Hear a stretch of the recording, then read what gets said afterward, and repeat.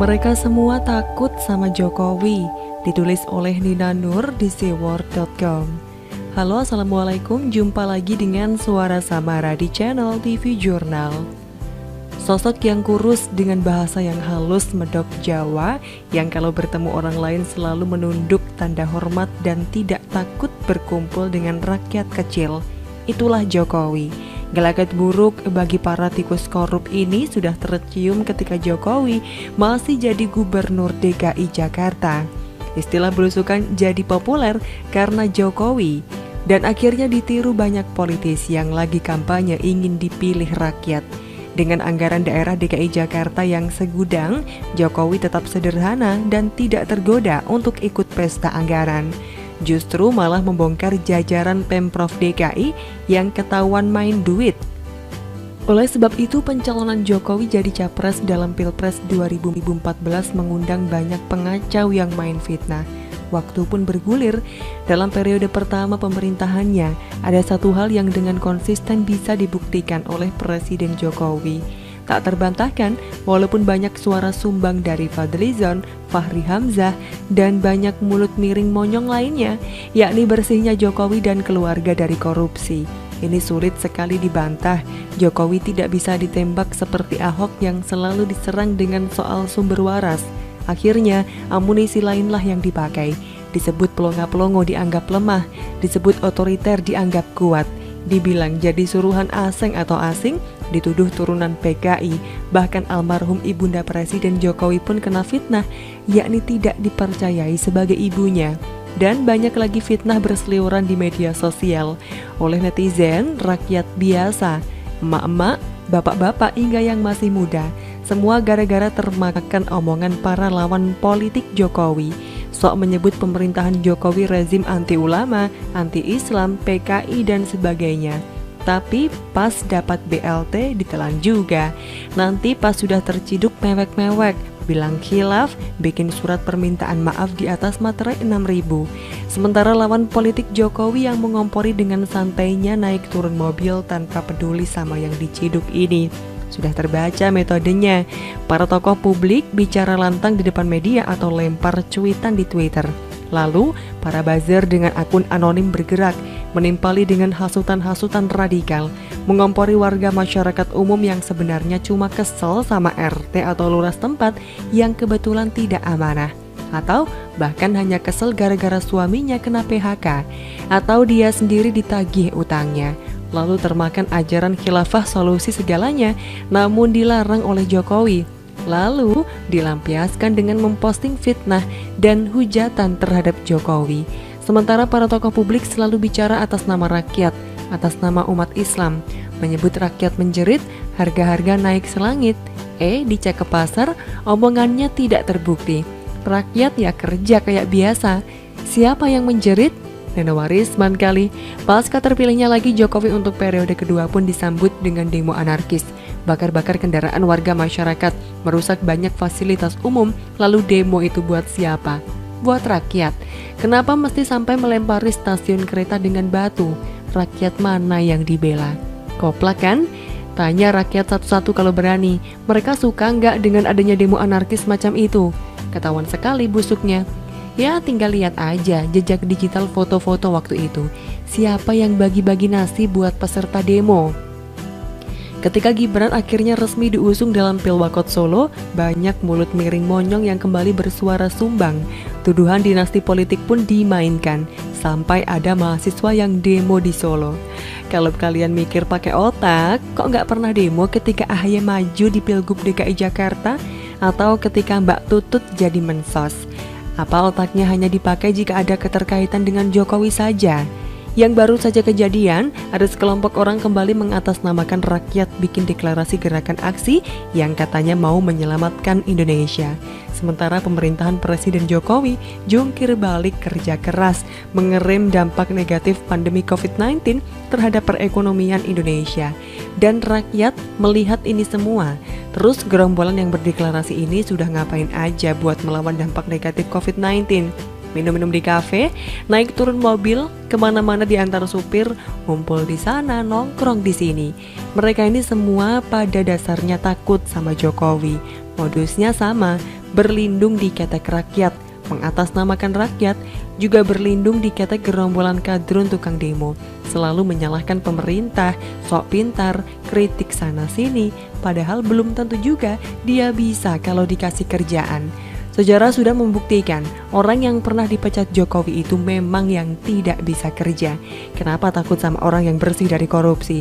Karena nggak bisa diajak korupsi, karena nggak bisa diajak hengki-pengki. Bahkan anaknya pun jadi menakutkan kalau nanti terpilih jadi wali kota Solo. Semua kegaduhan ini ya bener sih gara-gara Pak Jokowi. Gara-gara para pengacau itu takut sama Presiden Jokowi yang bersih, yang konsisten amanah menjaga duit rakyat. Betul? Sekian dulu dari Kura-Kura. Bagaimana menurut Anda? Silahkan untuk tulis komentar di kolom komentar. Jangan lupa untuk like, subscribe, dan juga share. Beri karpet merah kepada mafia, Jokowi harus segera tendang Edi Prabowo. Ditulis oleh Hermanto Purba di seaworld.com. Halo, assalamualaikum. Jumpa lagi dengan Suara Samara di channel TV Jurnal. Pandemi kali ini benar-benar telah mengguncang dunia. Sektor ekonomi menjadi salah satu sektor yang paling terdampak. Keadaan ini tentu sangat tidak mengenakan bagi siapapun. Dan itu pula sebabnya seluruh pemimpin dunia bekerja keras, mengerahkan segala upaya untuk menyelamatkan perekonomian negaranya. Tak terkecuali Presiden Jokowi, ratusan triliun rupiah ia gelontorkan untuk stimulus ekonomi demi meredam dampak COVID-19. Namun ternyata kerja keras Presiden itu tidak diimbangi oleh para pembantunya. Hal itu terlihat dari pidato pembukaannya saat sidang Kabinet Paripurna di Istana Negara 18 Juni 2020 lalu. Mungkin Jokowi sudah tidak tahan lagi melihat betapa lambannya kinerja para menterinya. Ia nampak begitu geram hingga ia akan mengancam melakukan reshuffle kabinet. Sesungguhnya secara kasat mata pun kita dapat melihat segala kesemerabutan itu. Benar apa yang disampaikan oleh Presiden Jokowi bahwa ada beberapa menterinya yang tidak memiliki sense of crisis. Mereka tidak mampu membaca perasaan rakyat dan presiden. Dan salah satu menteri yang kinerjanya paling banyak disorot adalah Menteri KKP Edi Prabowo. Sejak dari awal memang sejak ia dipercaya mengurusi Laut Indonesia, ia sudah tidak disukai. Banyak orang meragukan kemampuannya. Dan benar saja, sejak ia duduk sebagai menteri, ia telah mengeluarkan berbagai kebijakan kontroversial. Sebutlah keputusannya untuk kembali membolehkan penggunaan cantrang, membuka keran impor garam, penghapusan penenggelaman kapal ilegal, hingga membuka larangan ekspor benih lobster atau benur. Jika pada masa Susi Pujiastuti, ekspor benur merupakan aktivitas terlarang, tapi tidak pada era Edi Prabowo. Ia menyebut bahwa ekspor benur perlu dilakukan demi meningkatkan kesejahteraan nelayan. Sebuah alasan yang cukup klasik dari seorang politikus demi kesejahteraan rakyat.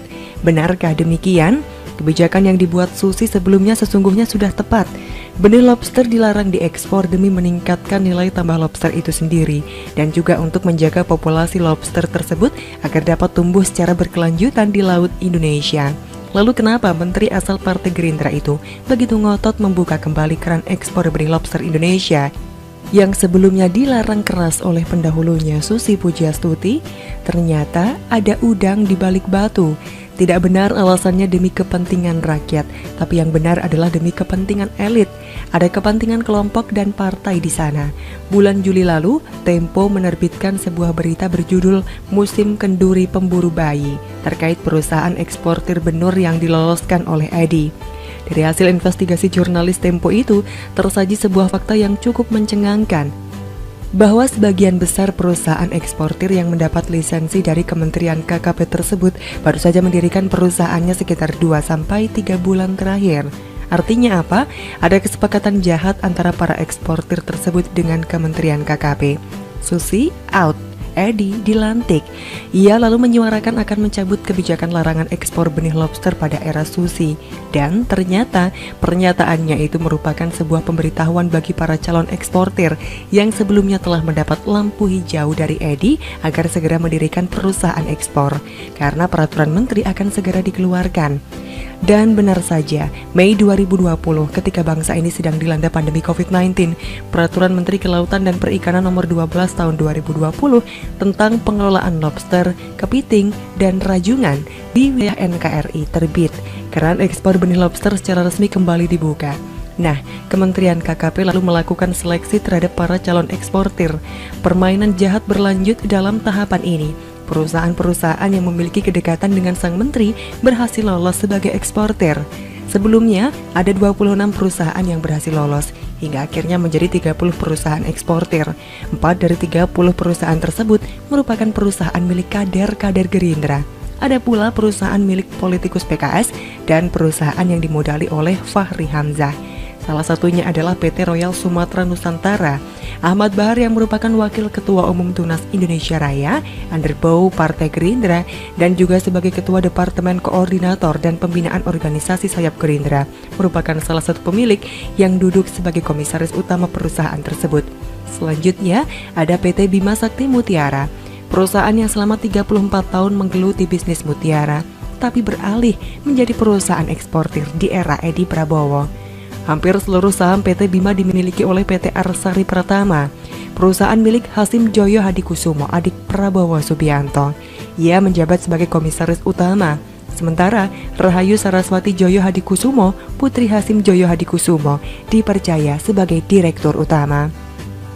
Ada pula PT Agroindustri Nasional atau Agrinas, di mana sahamnya dimiliki oleh Yayasan Kesejahteraan Pendidikan dan Perumahan di bawah pembinaan Kementerian Pertahanan. Mungkin itu pula alasannya kenapa hampir seluruh jajaran direksi dan komisaris perusahaan tersebut didominasi oleh kader-kader Gerindra. Perusahaan eksportir keempat yang terkait dengan Prabowo dan Gerindra adalah PT Maradeka Karya Semesta. Perusahaan ini adalah milik Iwan Darmawan Aras, Wakil Ketua Komisi Infrastruktur DPR dari fraksi Partai Gerindra. Dan ada pula PT Nusa Tenggara Budidaya yang konon dimodali oleh Fahri Hamzah, serta PT Alam Laut Agung, perusahaan milik politikus PKS Lalu Suryadi, yang akan maju sebagai calon Bupati Lombok Tengah. Melihat fakta-fakta tersebut, saya tidak percaya jika seleksi calon perusahaan eksportir itu dilakukan secara transparan, sekalipun pihak Kementerian KKP mengakunya demikian. Sebab terlihat jelas ada permainan tingkat dewa di sana. Ada bau korupsi, kolusi, dan nepotisme yang cukup menyengat dari proses penyaringan itu. Gaya Orde Baru sedang dimainkan.